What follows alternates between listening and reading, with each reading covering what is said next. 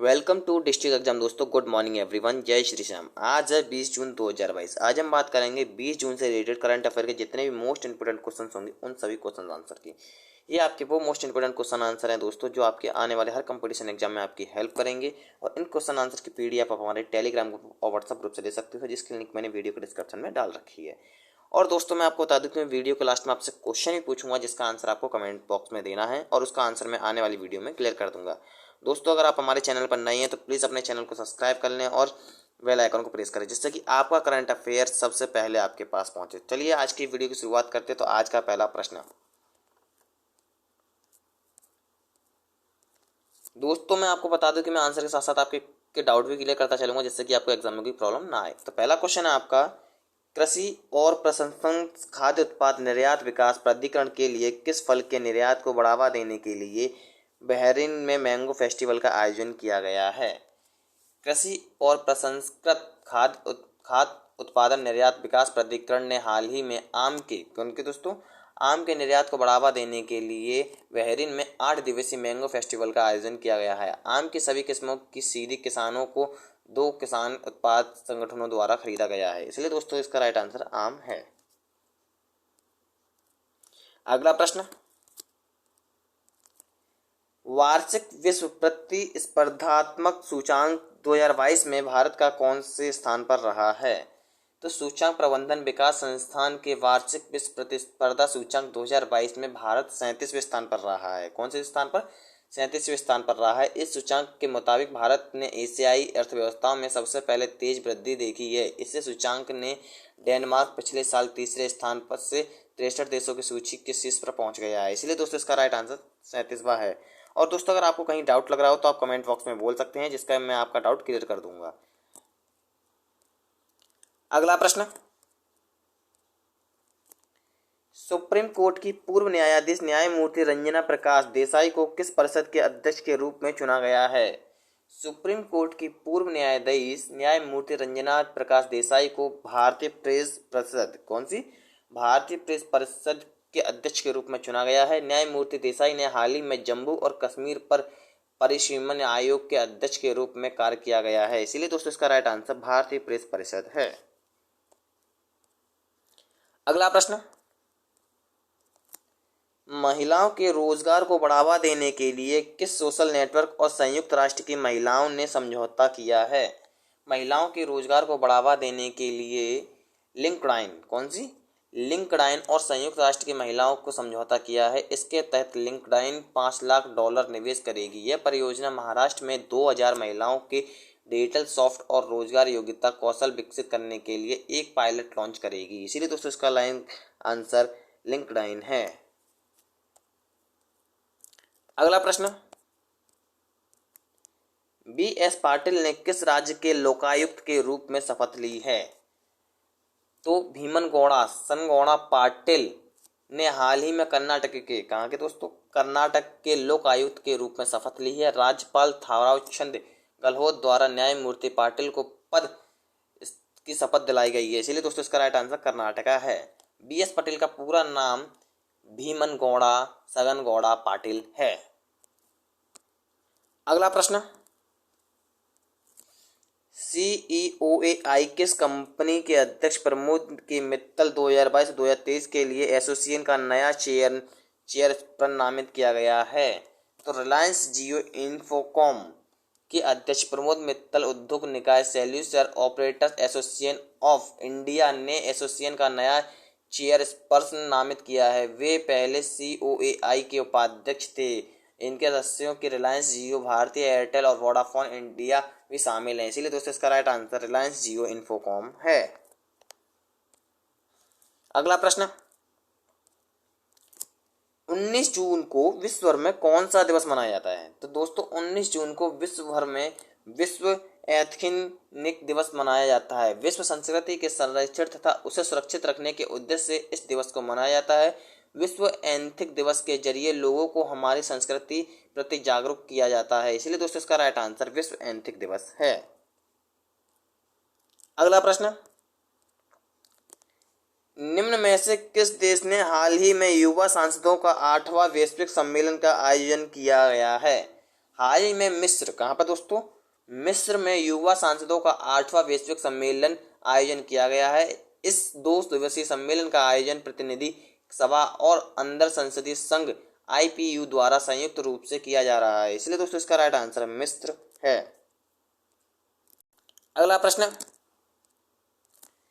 भारत ने किस राज्य के बालासोर तट के सुपरसैनिक ब्रह्मोस मिसाइल के नए संस्करण का सफल परीक्षण किया है?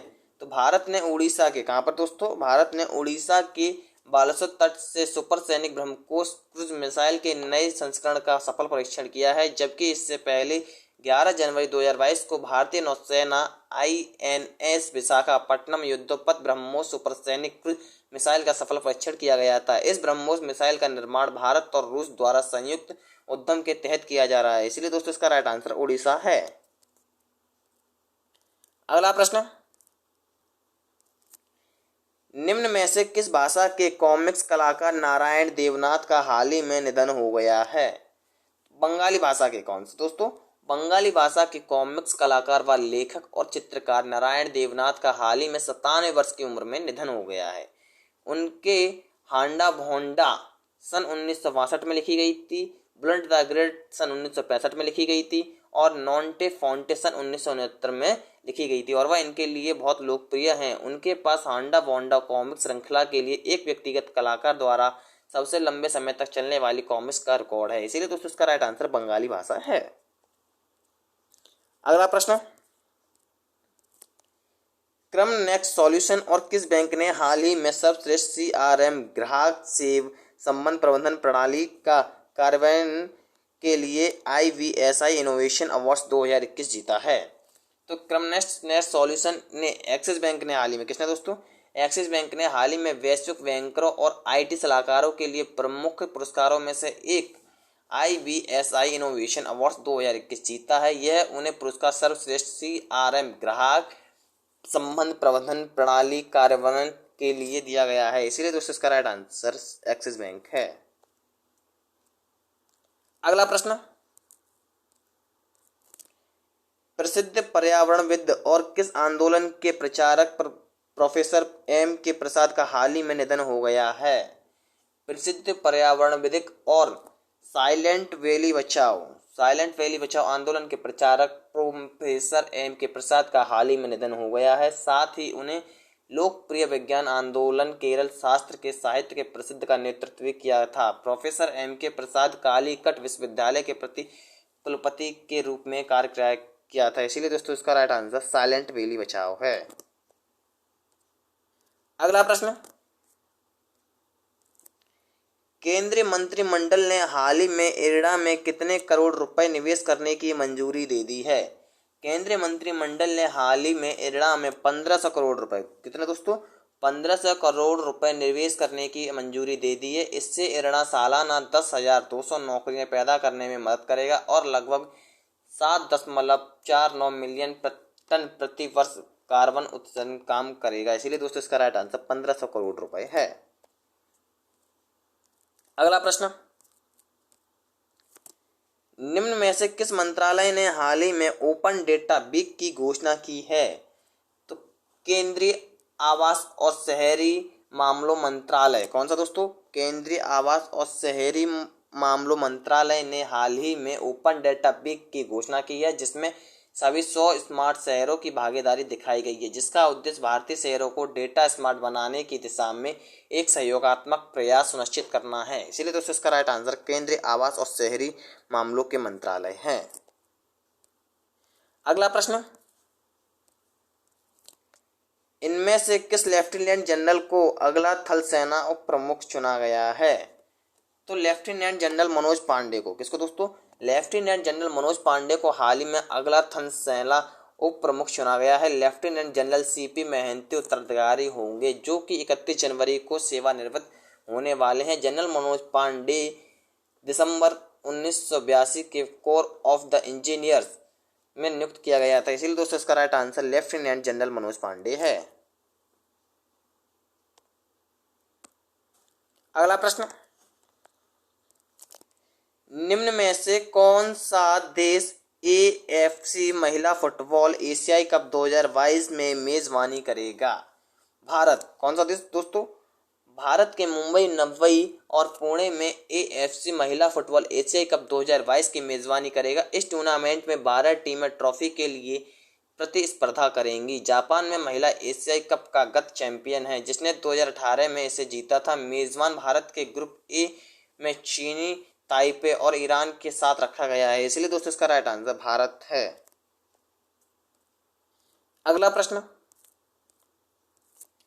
निम्न में से किस देश के ईसाई डेमोक्रेट रॉबर्ट मेट्सेला को हाल ही में यूरोपीय संघ की संसद का अध्यक्ष चुना गया है? तो माल्टा। कौन से दोस्तों? माल्टा की ईसाई डेमोक्रेट रॉबर्टा मेट्सोला को हाल ही में यूरोपीय संघ की संसद का अध्यक्ष चुना गया है। वे इस पद पर निर्वाचित होने वाली केवल तीसरी महिला हैं। वह यूरोपीय संसद की सबसे कम उम्र की राष्ट्रपति हैं। मेट्सोला संसद के सबसे बड़े समूह की उम्मीदवार थीं, इसीलिए दोस्तों इसका राइट आंसर माल्टा है। अगला प्रश्न, दोस्तों जैसा कि मैंने आपसे बोला था कि मैं वीडियो के लास्ट में आपसे क्वेश्चन पूछूंगा, तो दोस्तों ये वही क्वेश्चन है जिसका आंसर आपको कमेंट बॉक्स में देना है।